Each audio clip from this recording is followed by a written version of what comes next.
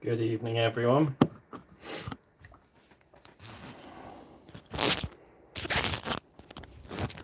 Hopefully the audio is working okay.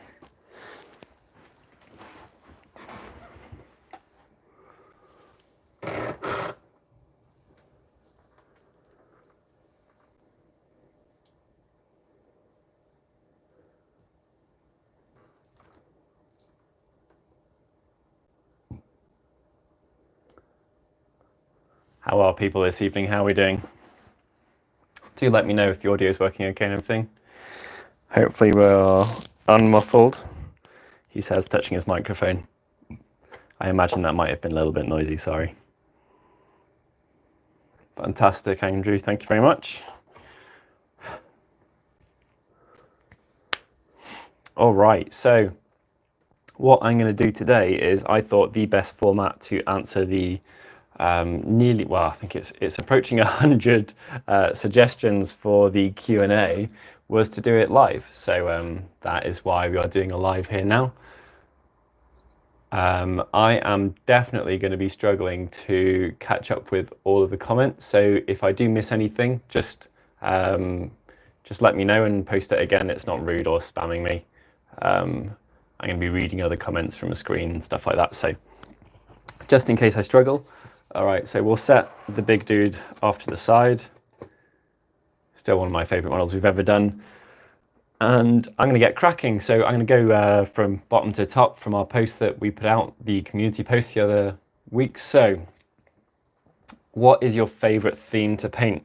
I don't have a particular theme whatsoever that is my favorite, but I find that, and this is probably reflected in the channel, I really like to see progress fast, and I often don't have as much time as I like. So I guess the theme could be getting an effective job as fast as possible. So speed painting.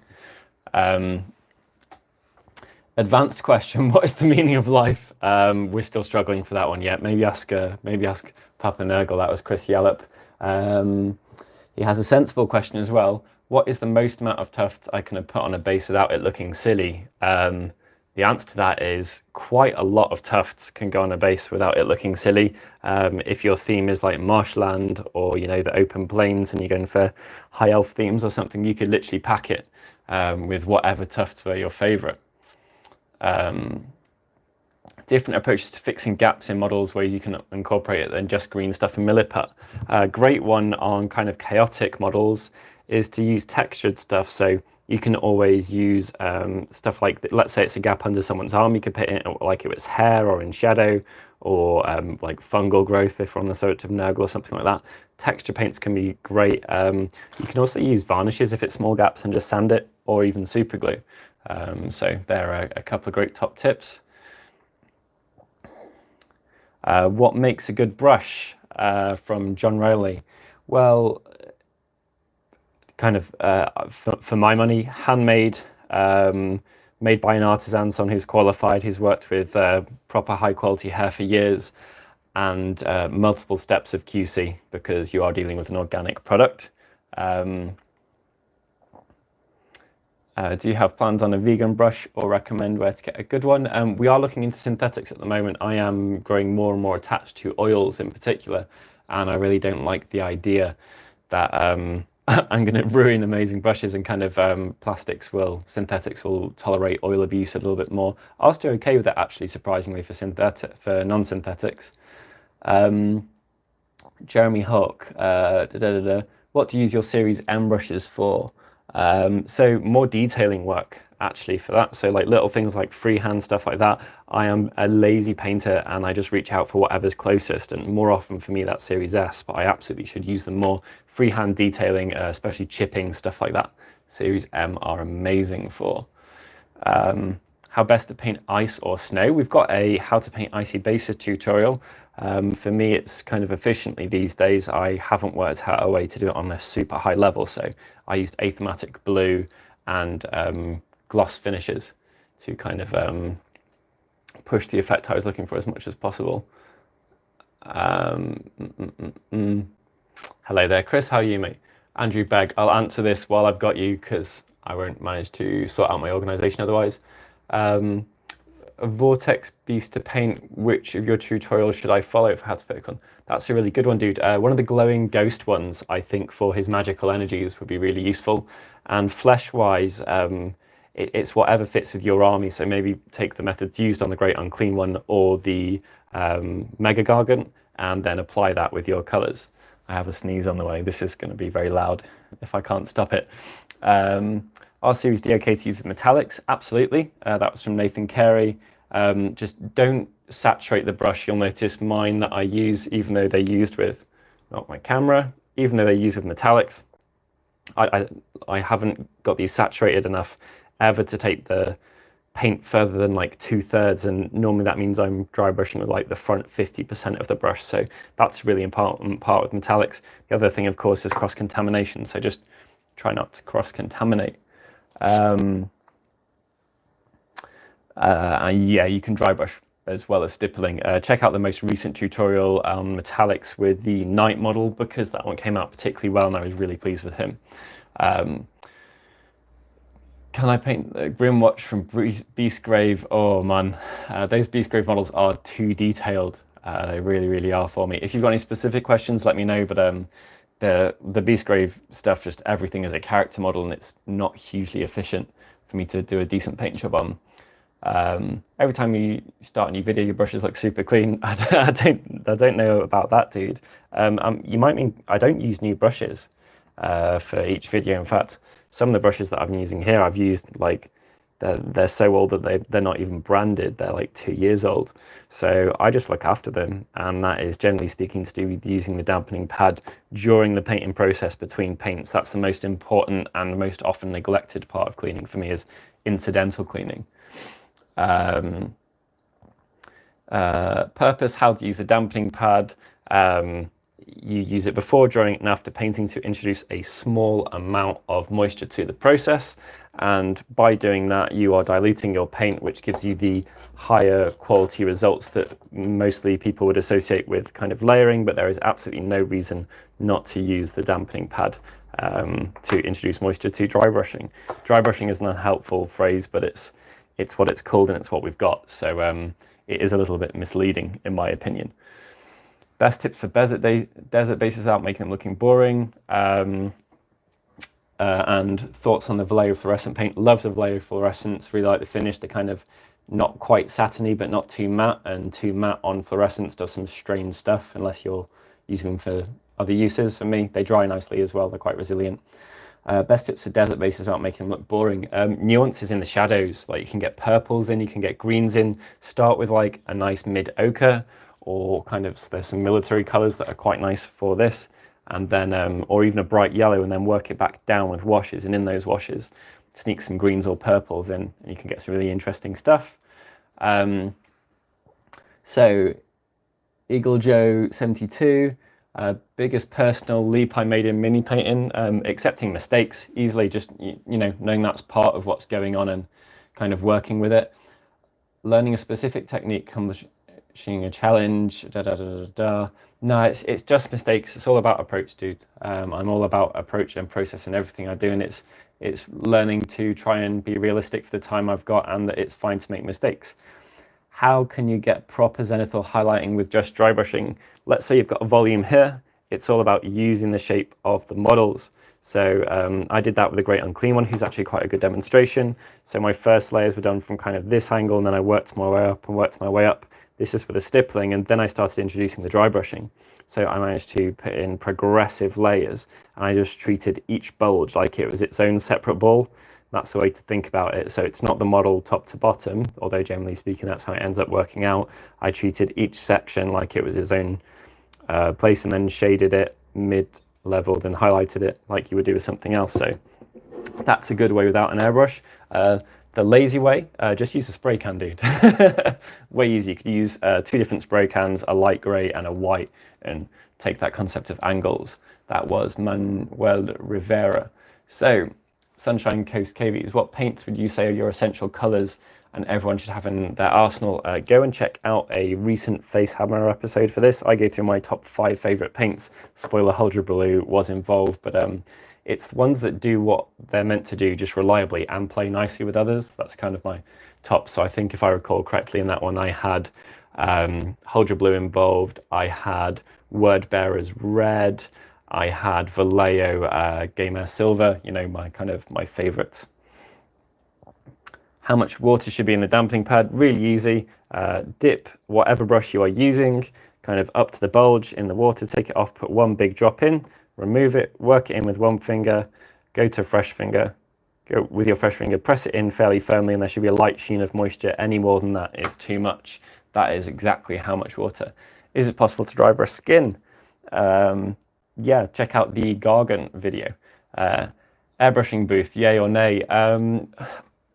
If you're undercutting loads of armies, maybe yay. Otherwise, I think you can get away without it. You can use a roll of felt if you don't want to have a big box, or like you're waiting to get it or don't have space.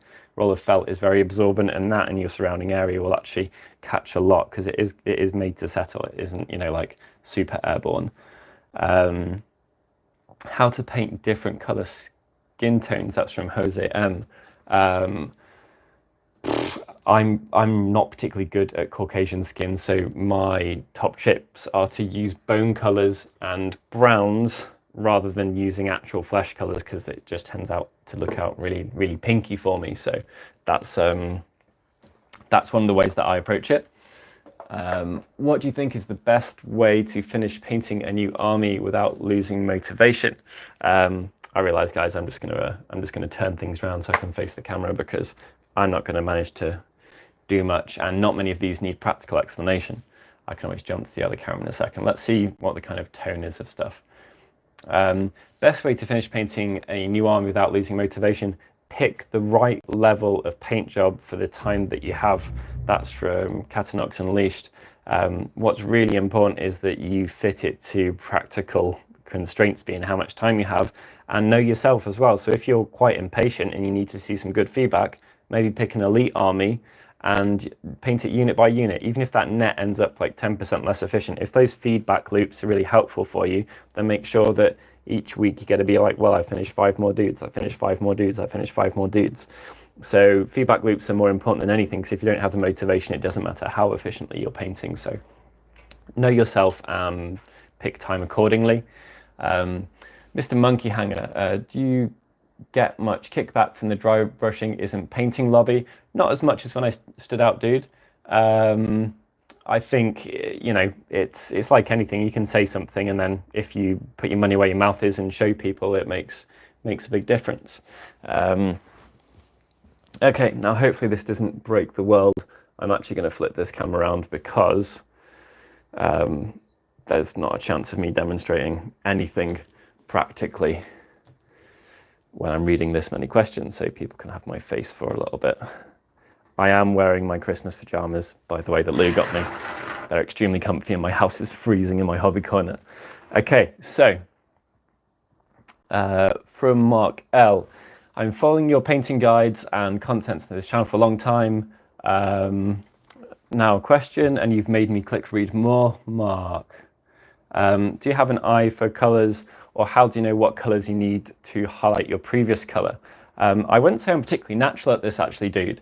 I know the rules, I know some rules, and I know some things that have worked and haven't worked in my past, and I can guess, but I don't always get it right. So I know that highlighting red through to white, this is a very simple, obvious example, but if you're looking to highlight red, if you just add white, you're going to get pink. So I know from previous experience, you can do that, and you can glaze it with an orange or a red, again, like a thin one, and that'll pull it down into the spectrum without it looking orange, or to highlight it with a peach or fluorescent.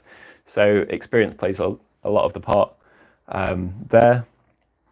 Greetings from Germany, stay healthy. I'm not sure about that. We just had Christmas. I was quite greedy. All right then. Oh no, I've scrolled to the wrong point. I've got to find my place again. So would love to see you use the new Drybrush paints from MIG Ammo. I didn't know they had any, but I'm interested to use MIG, and they're coming to the UK fairly soon. I've made sure of that. So I would also, Tim. How long can brushes be used? Impossible question to answer. It depends how much you use them. That's it. What would be more helpful? So I think that you can get, if you're just using one dry brush, let's say you're using a large or a medium, you can get a 2,000 point army out of that brush if that's all you use. So if that is of any use as a metric, would love to know more about your paint racks back there. That was from Rob. They are from Element Games, and I might have had a little bit of a say in how they've gone, but they were designed by someone who just had a knack for ergonomics. They're really practical, so they're available from Element, just in the Element Essential section. I have sprayed them black because I really think it adds a lot, so that's part of why they look nicer than they should do. Okay, is there a way to dry brush without getting that really distinct texture that it tends to create? Thin your paints, use more in the dampening pad.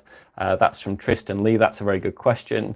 Metallics are also really helpful for this. You notice on the metallic that we did recently, I dry brushed it like 7 times with the same colors.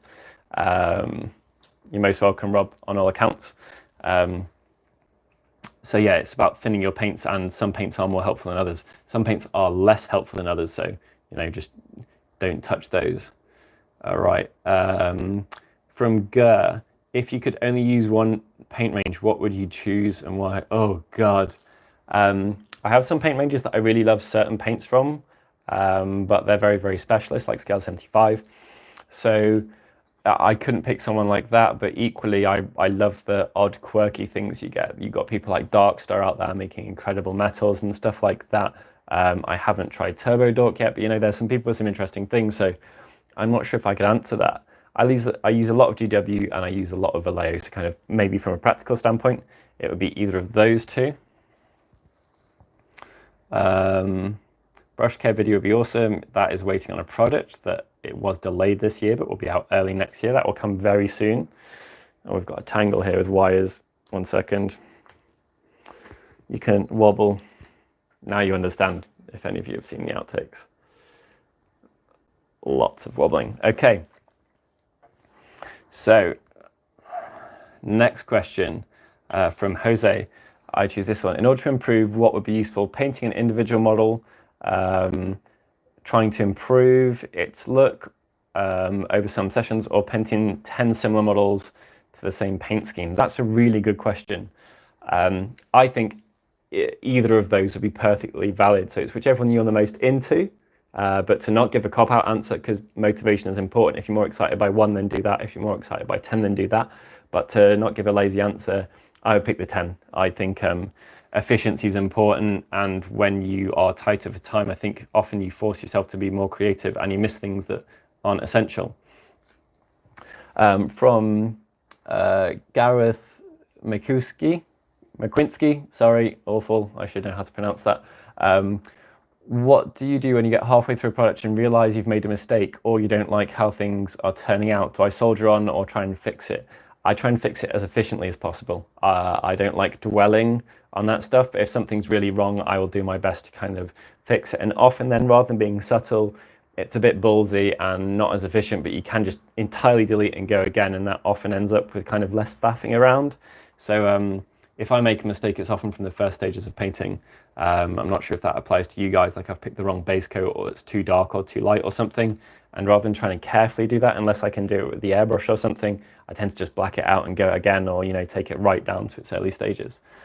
How do you work in sub-assemblies when working on small ball joints, e.g. Necron arm sockets? That is a good question. So I tend to glue them together lightly and then pull them apart halfway after I've primed, after I've done base coats, if I need them to be separate. And then I use those points where there isn't any paint, because the primer hasn't reached it, as a guideline to re-glue them with plastic glue. So that's a good question. That's from Sethron Skills. Oh God. All right then, too many questions here. Simon Leach.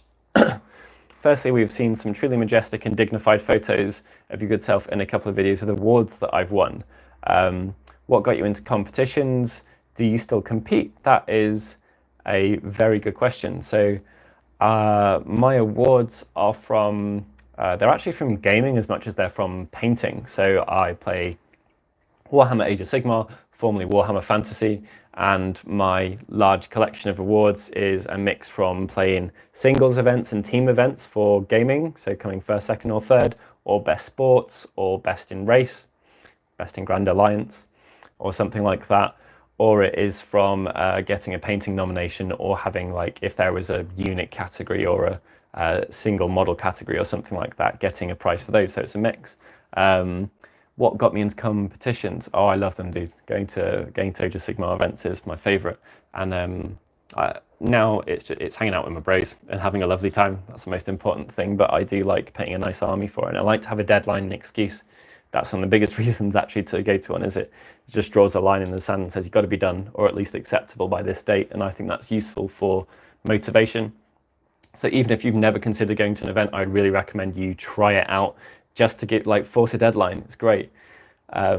Top 3 individual paints off the top of your head. Top 3 most used is probably, and least easy to replicate, is probably Hold Your Blue, Vallejo Game Air Silver, and I really like Scrag Brown. So probably those 3. Second question from Simon: have you always tried to paint the majority of your models using stippling, or did you start thinking about it later? I've always gone for a mix. I've gone through phases a lot, like probably on repeat, like traditional spray can and dip, or heavy wash, airbrush everything, airbrush less stuff, use washes more, use pastels, and then use saturated washes with painting more. I've gone through loads of stages, and they still cycle now. Like off camera, I still go through phases of kind of my own personal style of stuff, often dictated by what I screwed up the last time and what I want to change. Could you do a proper Grimdark style tutorial? I would absolutely love to. That is from Jamra MTG. I would really love to do that, but I have to learn how to do it first. That's the problem. And I have tried twice, and I'm proving a slower learner than I thought. So I think I need to literally exactly like for like copy Zatagascon. That might be mispronunciation, his tutorials. One of his, using exactly the same paints, like for like, same method or something, just to force it into my head. If anyone has a great tutorial for Grimdark, please link it, because I'm really into trying that style. Tips on teaching young children. Oh my God, that's a difficult one. How would I paint young children? Let them have something that they're really into. Let them pick the model. Obviously, like maybe not a brand new Archeon, but let them pick something that they like the idea of, and just don't accept them to treat it with any care whatsoever. If it's exciting for them, if they're particularly into that model, then it's all about motivation, whatever age you are. I've been wanting to get the Monument Hobbies line of paint, but we get raked over the coals in Canada with shipping fees. Oh, unlucky, dude. We're just having it in the UK. It's amazing. Monument, what is it? Bold Titanium White is also probably, arguably, that's probably my paint discovery of the year, actually.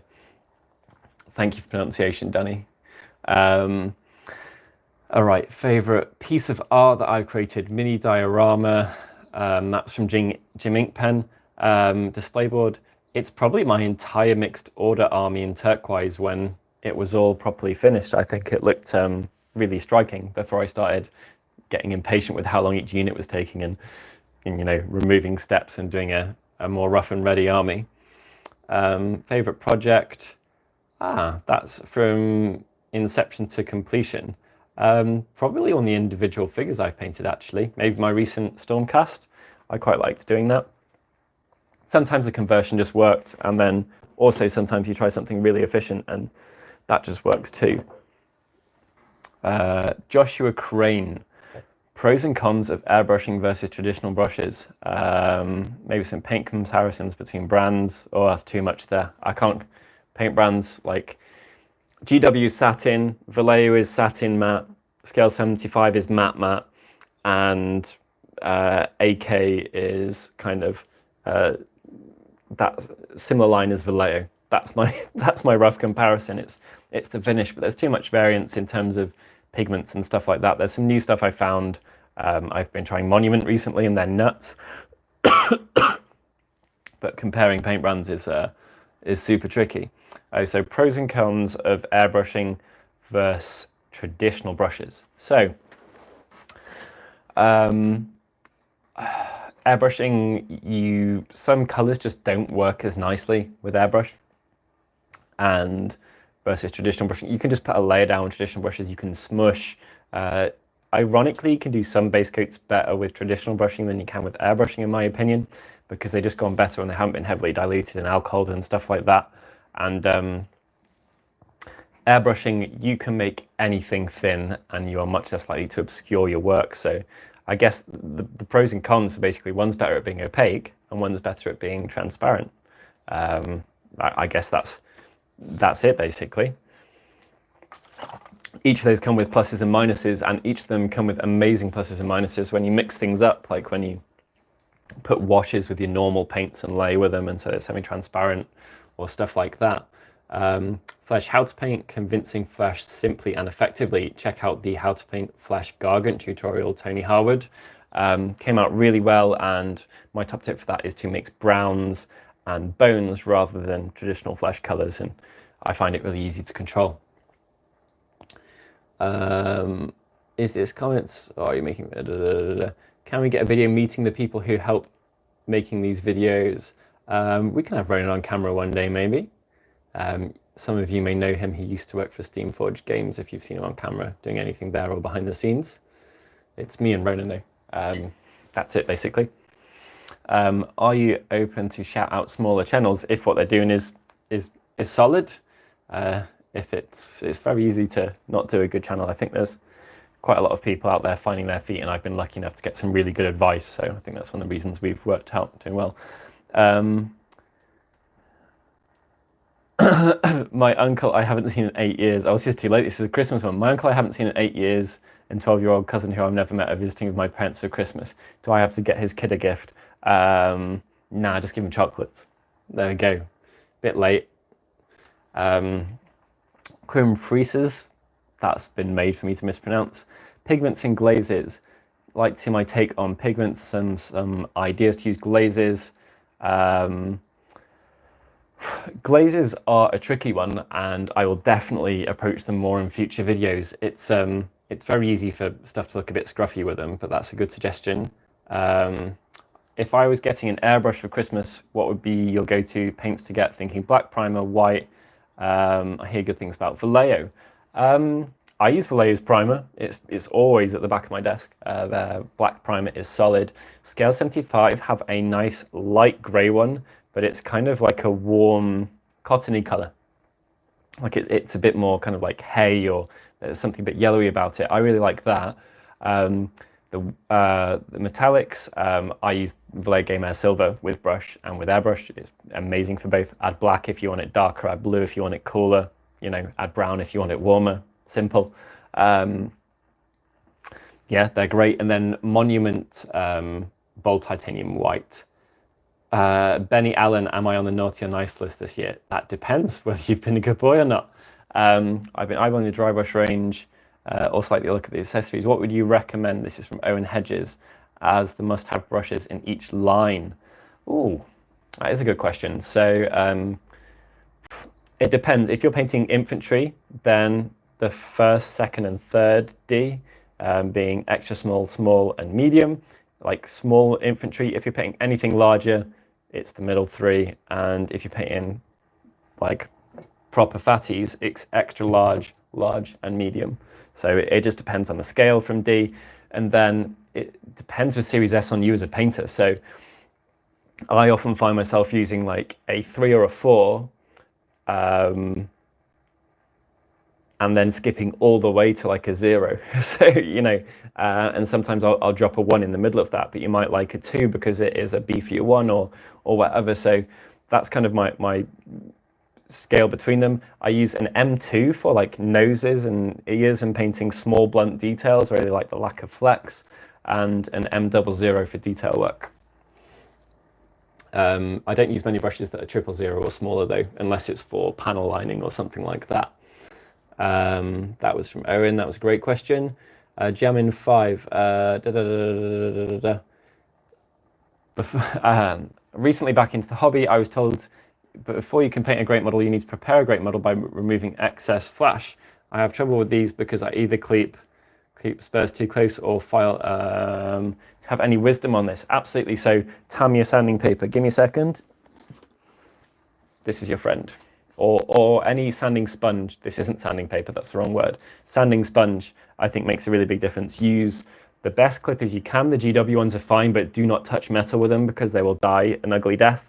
And then you clip flat side down with your clippers. They'll have a flat bottom side and an indented side, which is recessed. You put the flat side against the model and clip close towards the bottom of the clippers. You've got more control here and there's less flex. So if they're snaggled, they're going to be more snaggled at the end and closer to perfect here. So always cut towards the base of your clippers, and then that makes a really big difference to sanding what's left. So that would be my advice. Check out recent Face Hammer. Russ has his top 5 assembly tools and it's a really good episode. I am biased, but he knows his stuff. He's assembled some of our models for the channel actually, so he really does know his stuff. How would you approach a sort of ashen desert style base? Mine just look grey and boring. So all the colours that I would normally not touch because they're not quite funky enough for me. This is Japanese Uniform World War II from Vallejo Model Color. Use these because they are like sand, but just a little bit nuanced one way or the other. And then green or purple washes. They do loads of interesting stuff in desert bases. And don't be afraid to use the texture paints. You've got Agrellan Badland, and that can do some really good stuff. So you can add interest by adding texture. That was from Moritz Warlig. If they look grey and boring, put some nuance and some colour in there. You can even paint them black and white and then wash them with yellow and purple and stuff. It's all about contrast. Wow, a video on basic gear to get maximum value, cleaning procedures, stripping ruined models, and painting all skin tones. I think we've done all of that, but they're all skin tones, but we will get to more skin tones in the future, and I need to practice them more myself. David Franchi would like to see dry brushing on smaller models and things like belts and straps and the capes and shields on Stormcast models. I've definitely done the capes and the shields on Stormcast models a lot. They feature in most of our Three Ways videos, so go and check those out. Still waiting on my take on an Eldar Harlequin. You guys want me to suffer, don't you? Good luck. Yeah, you definitely want me to suffer. How thin should stippling base coats be? This is from Novum Seraphim. That is a really good question. Do you thin directly onto the texture pad? I do. Yeah, you can. This is the only time I would use a wet palette for dry brushing, but if a base coat is just too thick, a wet palette can actually be a fairly useful tool there. Don't be afraid to dilute your base paints. I'm talking Citadel here or Heavy Foundation from Vallejo, you know, the basing paints. Don't be afraid to dilute them with a wetter layer paint rather than adding water if you want to keep consistencies about the same. And about skimmed milk, it's a cliche, but it's a good middle ground to go for. If you've got some moisture in the brush, you can get away a lot more with paint that isn't quite diluted enough. So you can use your dampening pad just to introduce the moisture there. Loco God, why are you so handsome? It's all of Ronan's post-production, mate. He does a lot of work on me. Those shields you paint, where do you get them? They are from the Stormcast Sequitur demo model from Games Workshop.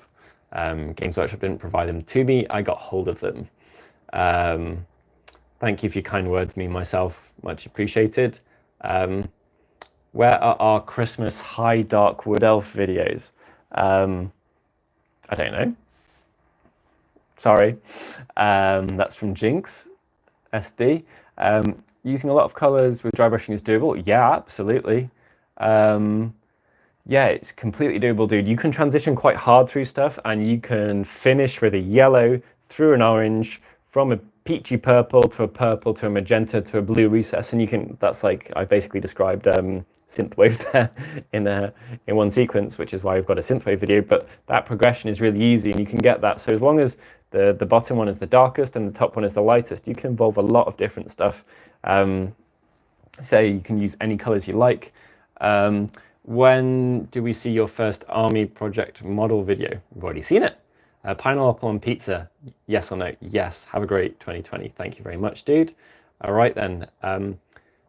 If you plan on giveaway brushes with participation in comments and videos, yes, we do, and we will in the near future. We will definitely be doing some more giveaways in the future. Mark L, Can I use isopropyl to clean our AO brushes, Series D, or will it damage the natural hairs? Good question, Mark. Really good question. So obviously I shouldn't be saying you should, because it's a very, very rough, aggressive product. So it will slightly damage them. But if you've got any that have really, really been abused and you don't mind lessening their quality in comparison to new, then you could do it if you did it very briefly and then condition straight afterwards. But you'd have to make sure that the alcohol left like within 5 seconds. So you'd be like dipping in alcohol and then straight to something else to soap and water and condition it out. So if you've got any really, really like abused ones, then maybe yes, but I would avoid it in general, especially on your kind of your newer brushes, unless you've had some mishaps of them being left to dry in paint and they're really, really bad or something. Do you have a Twitch or otherwise somewhere with a subscription for your content? Love your videos and would like to support. That is a really kind offer. Thank you very much, Nix. Just pick up some of our products. Let us know here that you've picked them up. Let us know how they're going. Show us your work. That would be awesome. That would be amazing. Really kind of you to offer though. All right, we're on to the second post here. We got through those faster than I thought we would, but that's probably because some have got missed out.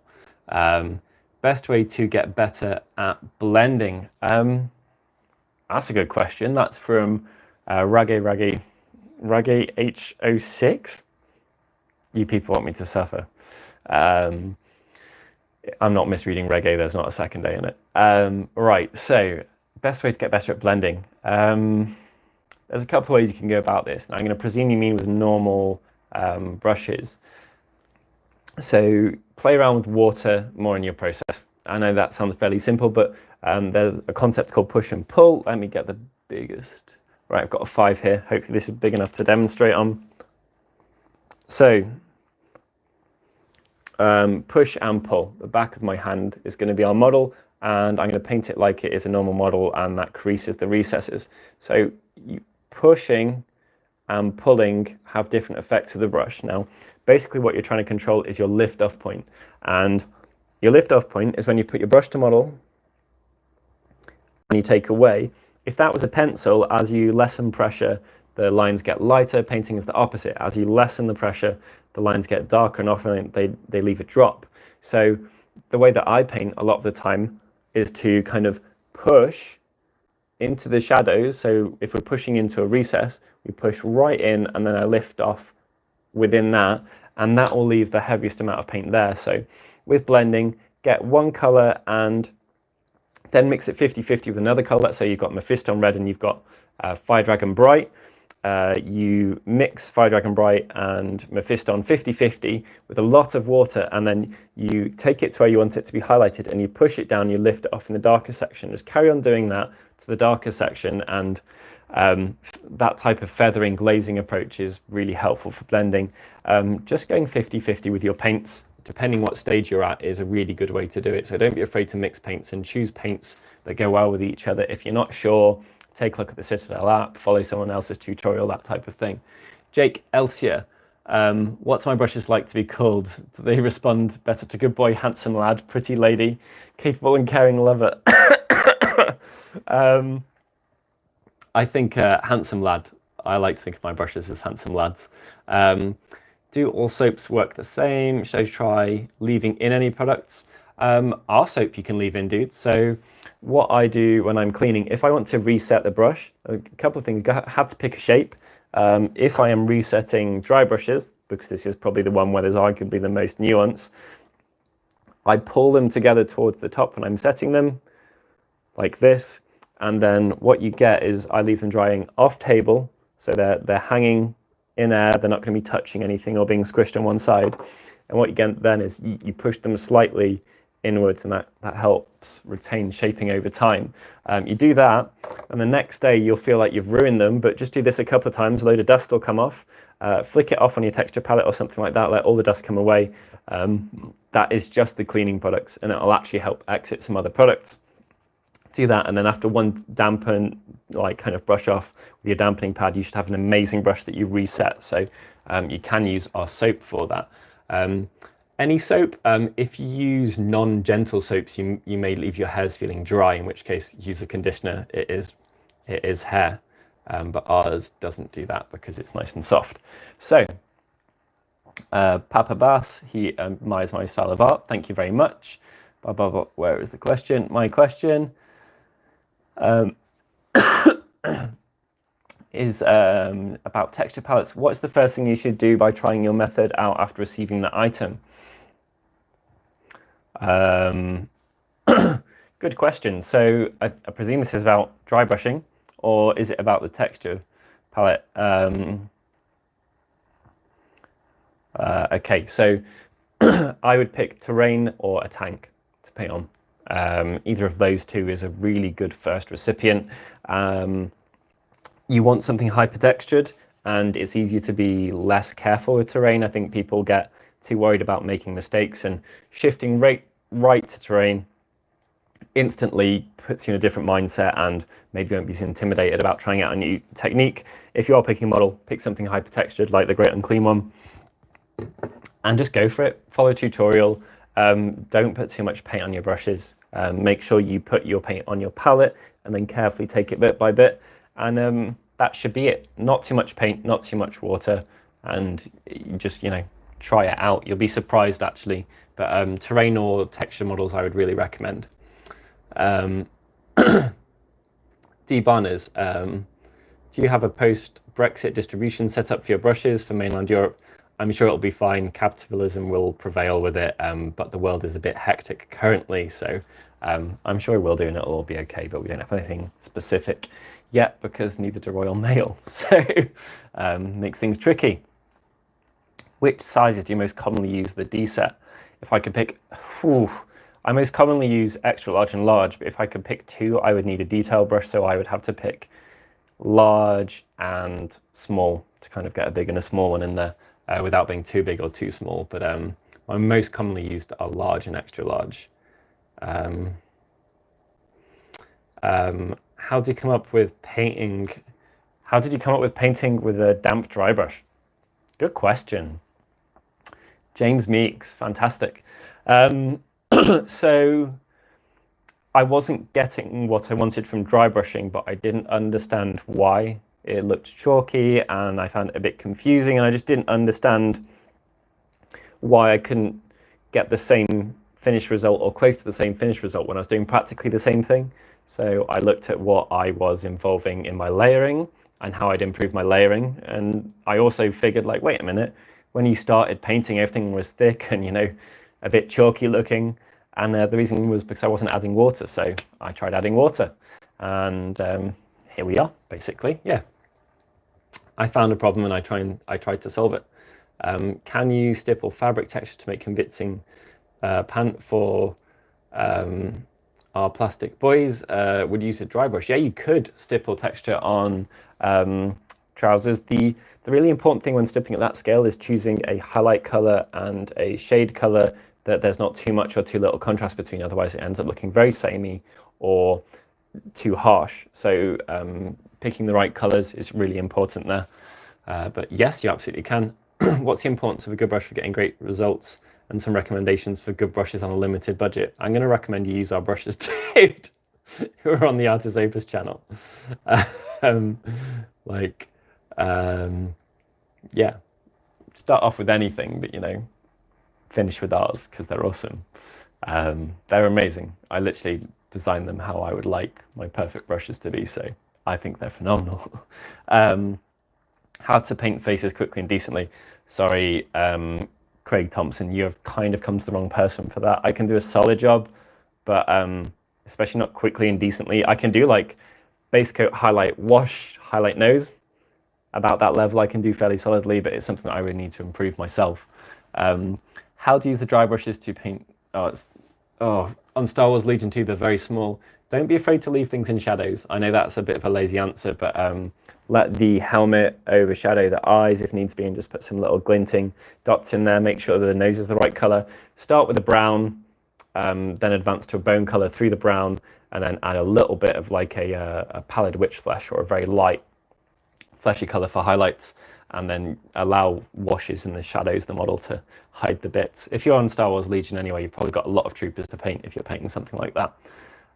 Mark, how to dry brush or paint fire on salamanders and their bases. So check out our how to paint fire tutorial. It's literally perfect. It's a really good one as well. Didn't get many views, but it's actually a really ingenious technique working backwards through colors. You're highlighting to your darkest color, which is really interesting. And on their bases, lava bases, like our lava base tutorial. Absolutely, don't be afraid to use fluorescent paints. Mark L, do you have any idea about how to make pictures from an unpainted model to get a good reference for light and shadow? I actually really do. Okay, so I do this a lot. And the way that I do this is to put my model pretty much exactly half, well, like, okay. Here is my light, and it's all about angles. I put my model exactly underneath the light, and I take a picture from 90 degrees. So if here's my light, here is my model, and then I maybe tilt it forwards a tiny bit if it's leaning back like this one, but you can see the level of shading on this, hopefully, and then I take a picture right from here. Now it's up to you, but a couple of things to be mindful of are, if your light's really harsh, like mine is, put it up higher and have it more general, so you can bring your model down, and don't be afraid to enhance it. You can posterize. So if you, there we go, we're back again. So if you posterize your model, or it might be called something like a cartoon or something like that, even in a phone, but you can posterize it or play contrast on Photoshop and try and get it to like 5 or 7 different shades of color, because then you'll literally get a black and white reference. So the posterizing is actually really helpful for that stuff. Do you ever sponsor anyone? If so, I'd definitely be interested in it. We have Signature Artists, dude. They are absolutely phenomenal. Do check them out on our website. We've got literally some of the best painters in the world. They're my painting users. Which paint range do you find the easiest to use with the Series D brushes? Generally, least complicated, I would say, is Vallejo or Games Workshop, or the Games Workshop, then Vallejo in that order. Some work really well that I'm just beginning to try, though. I really like the AK Interactive ones and the Monument ones that I've used more recently. So a lot of the ranges do, actually. Have you tried Vallejo Metal Color range? I need to try it more. I definitely am neglecting the potentials of that. I know that it might be a bit difficult with dry brushing, but I need to try it out just to prove that that's the case. And then, of course, I can use normal brushes. What do you find the best way to get a good consistency to your paint? From Enter a Name Here. I know everyone will just say water, but I feel like it always ends up too fluid or too thick. Okay, so try using, now, I don't know what type of palette you're using, if you're trying using any, but try using a Dippy Well palette. I think they're really underrated. You often see them off the side in my tutorials, and just put a little bit of water in and then work it up to the side. And for me, it's about how the paint slides down the side of the well that it's in. Make sure your well is white, then you can easily see the color that's behind it. Or if you're on a texture palette, just drag it over one of the textured areas. And if it reminds you of milk, that is a good, like skimmed milk is the cliche, but it's a cliche for a good reason, because it is a really good way to judge exactly how your paint is, you know, your paint's behaving.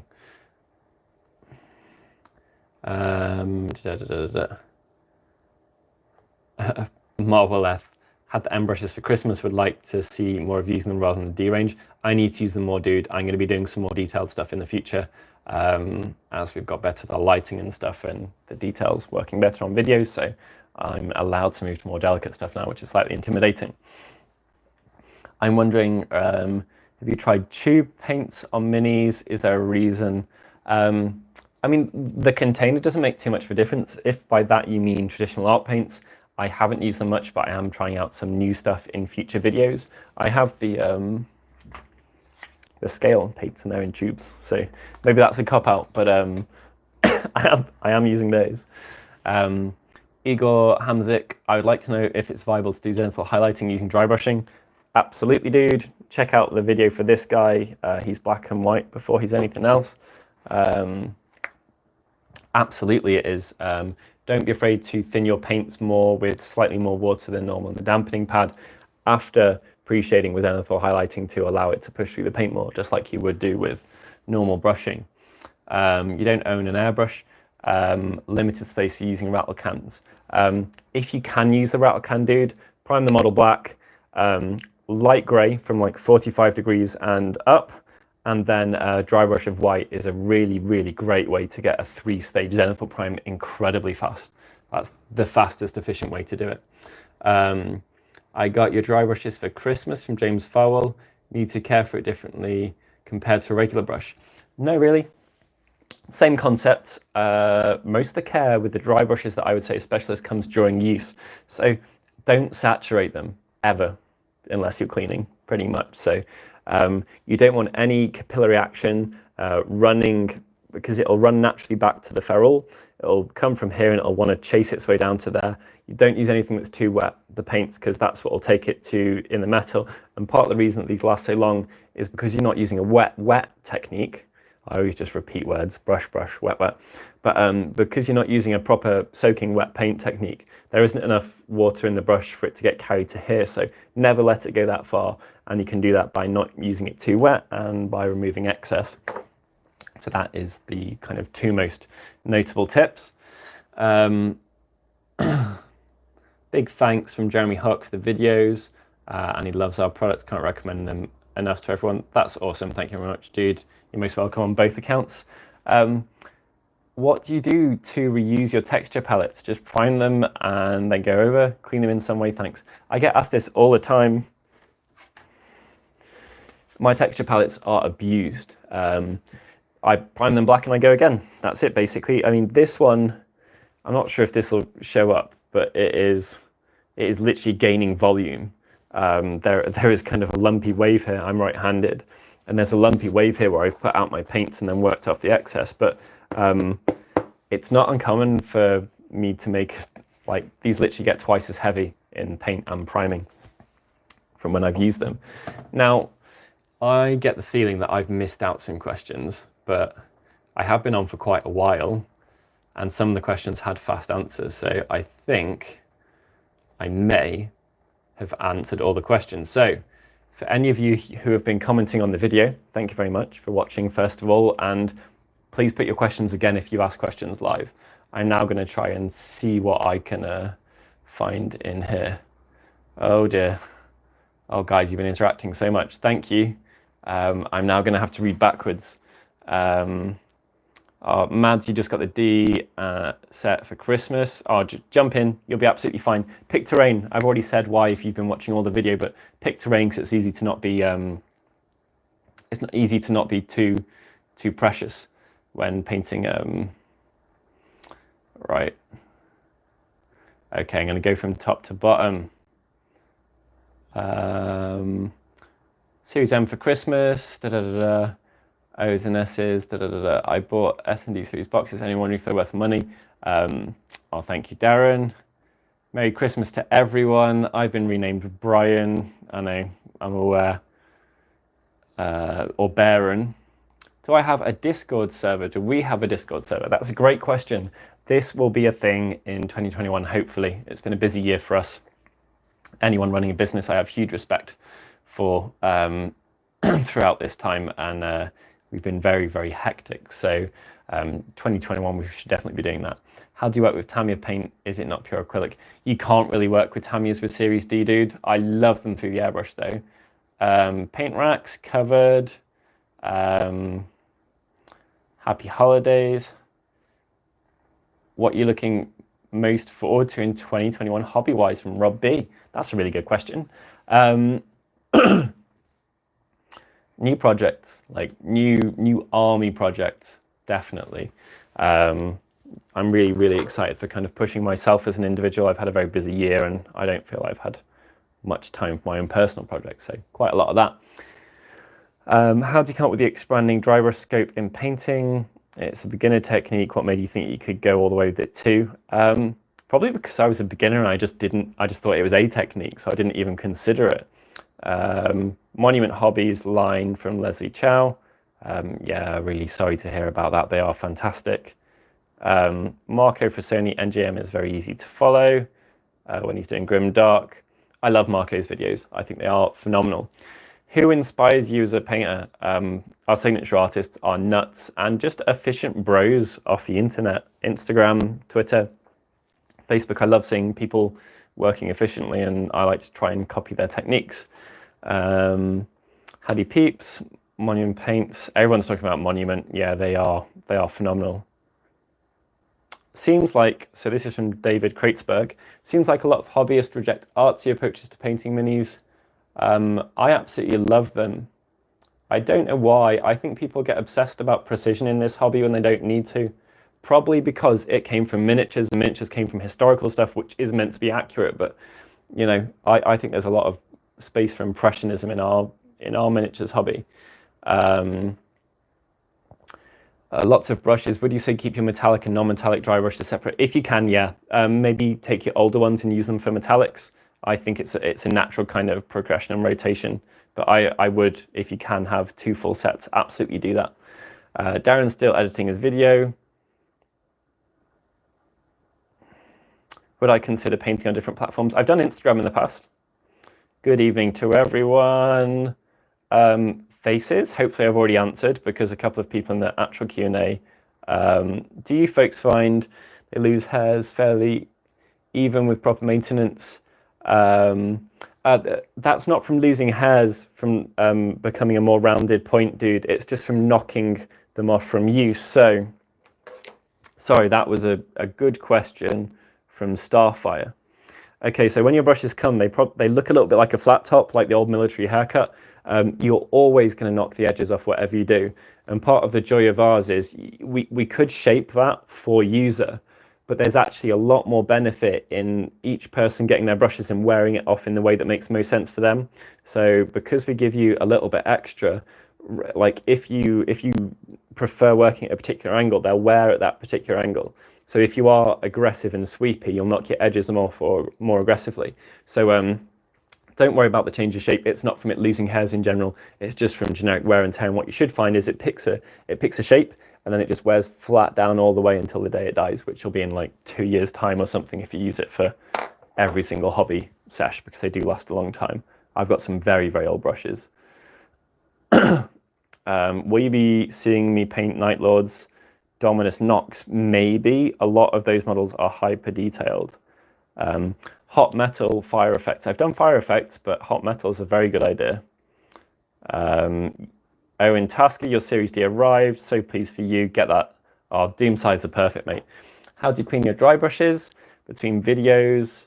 Okay, then. That's a really good question. So let me just point this down here, and I will do a bit of a demonstration. Okay, so I do a couple of things on my palette, which I think are very, very important. So I've used my paint. Let me just bring my light over. So I've used my paint, and then at this point, I'm going to dip in the dampening pad, remove more paint on all sides, keep it turning, keep it turning, keep it turning. I know this is while I'm painting, but this is also what I do between sessions. I just repeat it. Work off the excess. You don't want to make it soaked, but it can be a bit wetter for this. Go to the roughest bit of your palette, work it off. I then also sometimes go to the edge of my palette and knock it off like this, building off excess.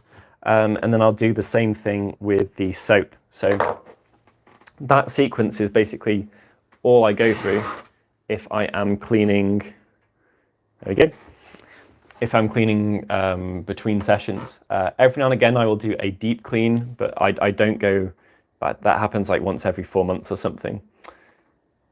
Tips on using chipping solution in 2021. We've already used it, dude. Check out the yellow container video. Would you do an oil painting tutorial on Death Guard? Oh, whoa. Oil, Death Guard, and a brown dust color scheme. I'm gonna have to get to grips with oils. If you mean oil washes, absolutely. Delivery probs at the moment. Is it a custom set, dude? With it being Christmas, we had a backlog in custom projects. So people getting text added to it or having a specific engraving. If not, you've been waiting longer than you should have. It might be in the air, but contact support at Artis Opus, artis-opus.com, and we'll sort you out. Yeah, that's you shouldn't have been waiting that long. Can't use D correctly. Are you bad or are they hard to master? So if you rewatch this video, I gave some tips for how much moisture to have on your brush. And generally speaking, that's what I find is the issue. They either use too much paint, which is quite easily done actually. Do not put your paint on your brushes. And if you're dipping directly in the pot, which you can only do the GW, the very end of your brushes, like you always, even if I dip in pot, you'll always see I'm just like gently taking a bit. It's not like that. And it's really important to not oversaturate them. So I'll say it again because you can never be told too many times. It's a super useful rule of thumb with using the dampening pad, whichever brush you're using. So if it's an extra large, use the extra large, dip it to the bulge in your water pot, one big blob of water, take it away, work it in with one finger, go to another finger, press it in. If there is a light sheen and nothing more, that is the right amount of moisture. So that is the, that's the way to not oversaturate. My voice is beginning to go. Someone has greeted us in Cyrillic text. I cannot read that, but hello rocks. Love your live streams. Thank you so much, mate. Series D, use them for over 2,000 points of Salamander Space Marines.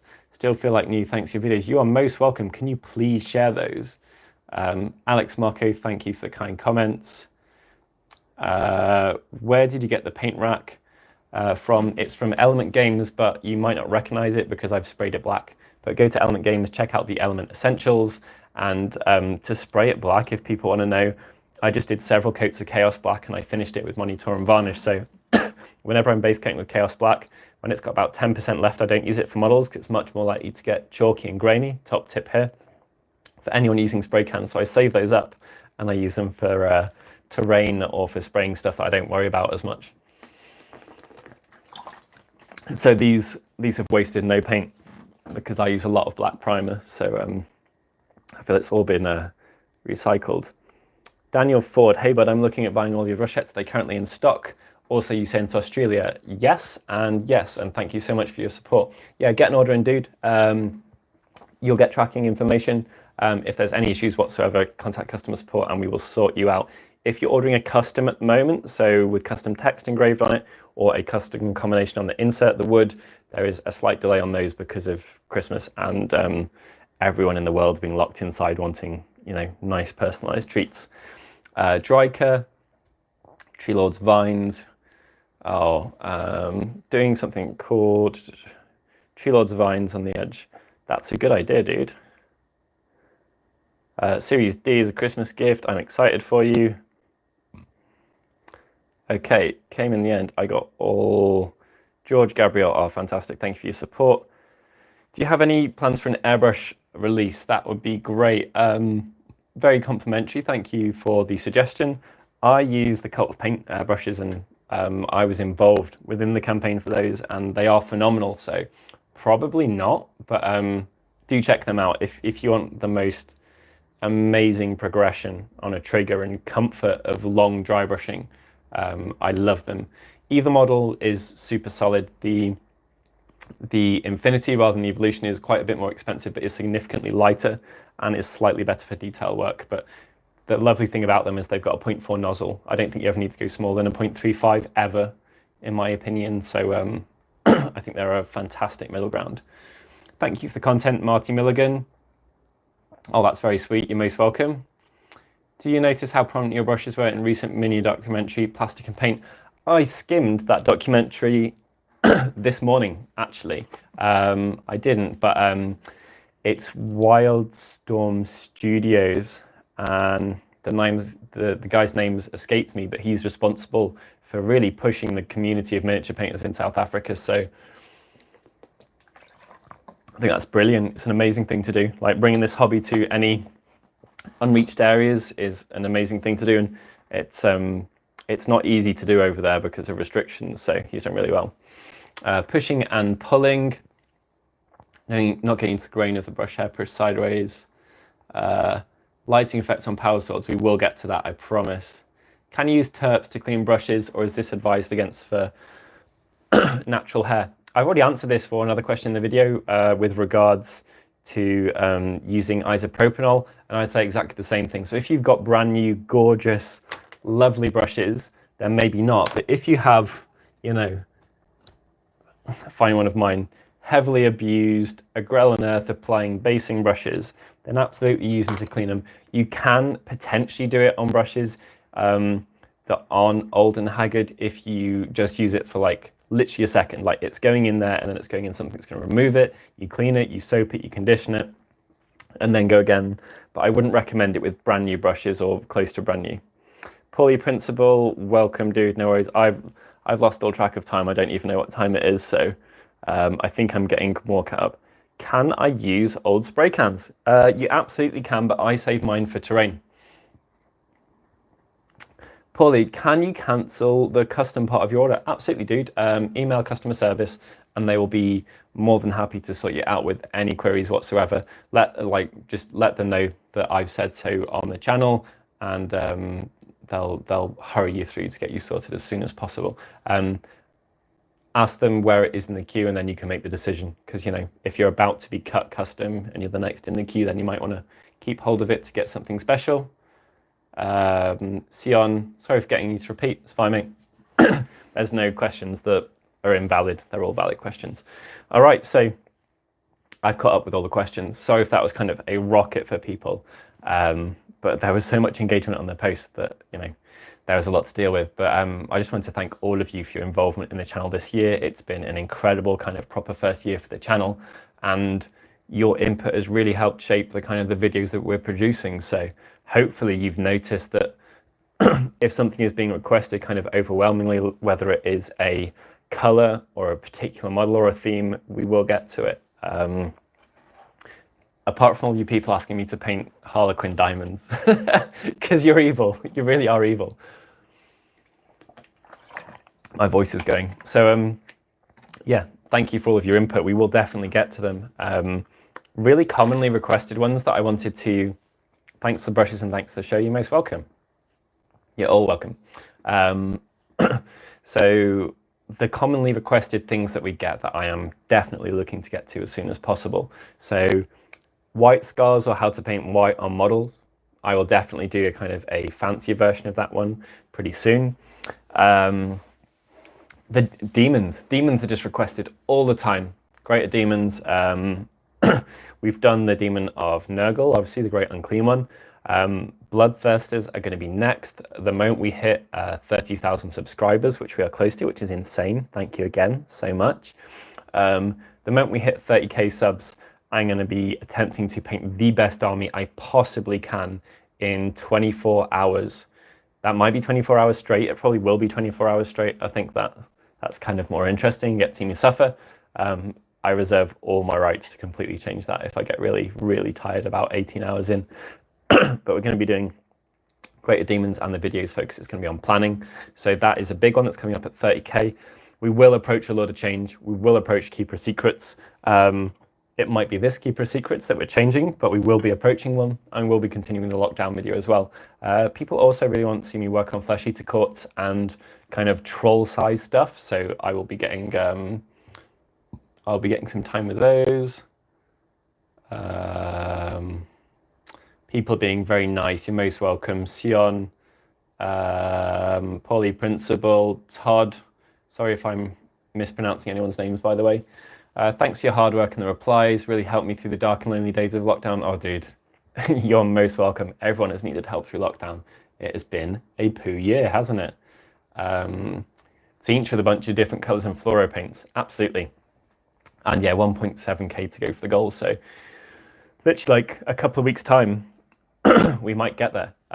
Really, really looking forward to that. Lord of Change is going to be really hard to do. I'm really interested to see how this goes, but I am going to try and speed paint all the demons. I don't mean in flat time, I mean just get a good result in as little time as possible. And I think one of the demons literally takes 4 times as long as the others. So I think Great Unclean One is the fastest at 3 hours. Start to finish, really like bang on job. I think Bloodthirster is like between 5 and 6. Keeper of Secrets is probably about 9, because there's a kind of a need for it to be super smooth, and there's so many elegant areas where there's a temptation to build up texture, and the face is difficult too. It's not hidden, you can't hide on that model anywhere. That's a real issue with it. So 9 hours. And then I think Lord of Change, because of the feathers and the details and the doodads and the what's it and the veins and the pose and the stuff, you know, all the variants in everything, I think that's a 12-hour model. So I genuinely won't be surprised. And it might not even look 4 times as good. It might be that the Great Unclean one took 3 hours and it took 12 hours, and they look like as cool as each other. Like none is better, none is worse. So all the greater demons will get a look in. Love to see your take on some of the Lord of the Rings minis. I've got some of the ghosties somewhere. They were down here on the floor, but they've been moved. I've got some of the ghosties to try out, the Army of the Dead, for a kind of quick and easy ghosts or ghouls tutorial at some point in the future, but the scale is quite tricky with them. They have got better and better. The casting has improved, and I've used the Mirkwood Rangers before and stuff like that for, I just use them as other elf archers. But the scale makes them tricky. I do have the I think it's a Gondor house, and the terrain I have completely different opinions about. I think it's amazing. Jose, is it very different to paint metal minis than plastic ones? Any suggestions for painting them? I do actually. So prime them, varnish them, prime them, and then paint them. And the reason for recommending that is if you build up a couple of thin but resilient layers of the primer, the main issue I have is knocking the edge of metal minis or chipping. You can also sand them. I've spoken about how much I like sanding sponge. This is 1000 grit, that would be about all right. Sanding them beforehand can make sure that if any of those edges are too sharp, because the molds and the molding process, you just knock that little dangerous lip off, and that makes them, if they fall over, they're much less likely to chip. But also you can dry brush and use texture-based techniques. Like if you dry brush that, you'll get a nice bold line rather than like a thin wavering cracked looking line. And it's better for dry brushing, layering and washes, not just dry brushing. So a bit of sanding goes a long way. All right, guys, that is it. That was 100 Q&A questions, which is quite a lot. But again, you are awesome at giving us your input, and I wanted to make sure that I got to everyone's. If any have been missed, it is my fault and my inability to deal with technology, definitely, because it's not going to be anything else. It'll definitely be my bad. So if your question was missed, then feel free to comment in a future video and let me know that I missed your question. I'll try and answer it. We will see you very, very soon. Thank you for all of your support. If you can help spread the word, pick up a set of brushes, any of that really helps support the channel. If you can get other people to subscribe, the moment we hit 30,000 subs, I'm going to try and paint an insane Demons of Khorne army in 24 hours. I'm going to be pushing the boat out for what I think is achievable in a short space of time. Fairly arrogantly, I think a lot of the challenges that are out there, I reckon I could give a run for their money, actually. So there's some brilliant stuff. Ninjon's got a fantastic one where he paints the Ossiarch Bone Reaper's army. I really like that, and I like his his presentation style on it as well. Emil Squidmar has got a 8-hour paint and flesh eater court start collecting one that I think is great. One of his bros paints that and does a brilliant job on it. But I think with some real planning, we can get an incredible looking army in just 24 hours. So I'm going to be painting what is 2,000 points worth. So probably like 4 Bloodthirsters, Karanak, and 20 Hounds. He did not do 220 orcs in 24 hours. He did them in 7 days, Arnold, I believe. You're quizzing my YouTube knowledge here. If it was 24 hours, I'd be very, very impressed. Thank you, S2UBU. You're most welcome, dude. Darren, absolute pleasure, mate. Thank you. Yeah, go out, tell all your bros to sub, and the sooner that they sub, we will be hitting 30,000 and me trying that army. I am still super open for feedback on that army. Arnold, you've now made me wonder if I could do 220 Necrons in 24 hours. I reckon I could. That'd be horrible. That'd be awful.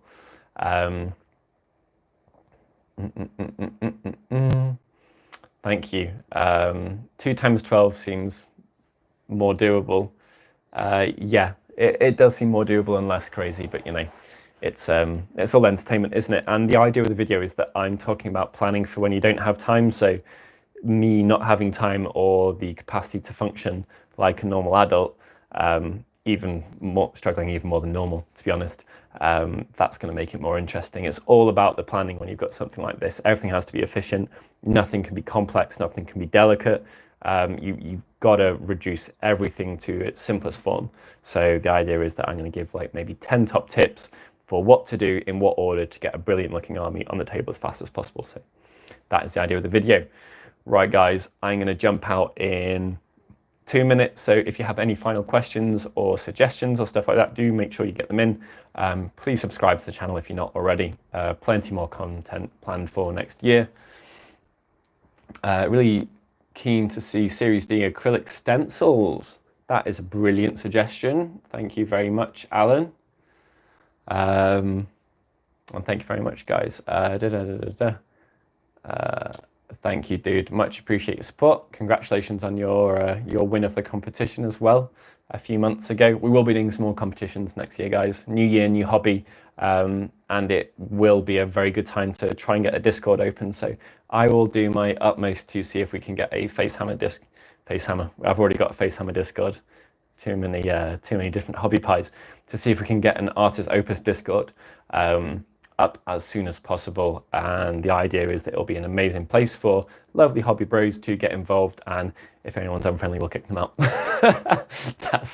I'm not spending my time on the internet in any way other than around a group of lovely peeps. Tips: a good color scheme for Nurgle army.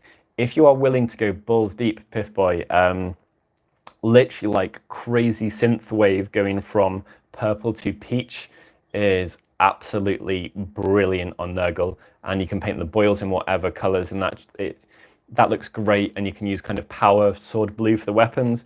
So if you're willing to take my word for it and really go like the extra mile and commit, that is a brilliant paint scheme. Nurgle can take anything though. Yellow looks good with Nurgle too. In fact, as a general rule of thumb, if you don't involve green, you get interesting with Nurgle and in a funky way, and you could be going blue, pale, red, you know, like angry flesh, undead flesh, blue tints, you know, anything like that. But involving blue in Nurgle is kind of my top tip for going really well. I just think it works for the models for some reason. I think it's because of all their shapes, like deep blue recesses look wonderful. All right, guys, so I'm going to jump off. This will be the last video for this year. It has been an amazing year for us. Thank you again for all of your support, comments, subscriptions, and input. It would be like, if you took me back 9 months, I wouldn't have expected for lockdown to lead to this. So thank you so much.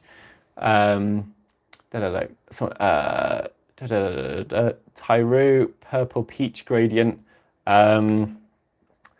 Fire Dragon Bright, Emperor's Children, Troll Slayer Orange, and there's this color which covers crazily. You've got Screamer Pink, which is a deeper version, but then you have Magenta for Leo. I think that's an amazing color. All right then, guys, that is it. I really am going to go now. Thank you so much for tuning in, and I will catch you next year. Hopefully it is a slightly more normal year than this year. Bye.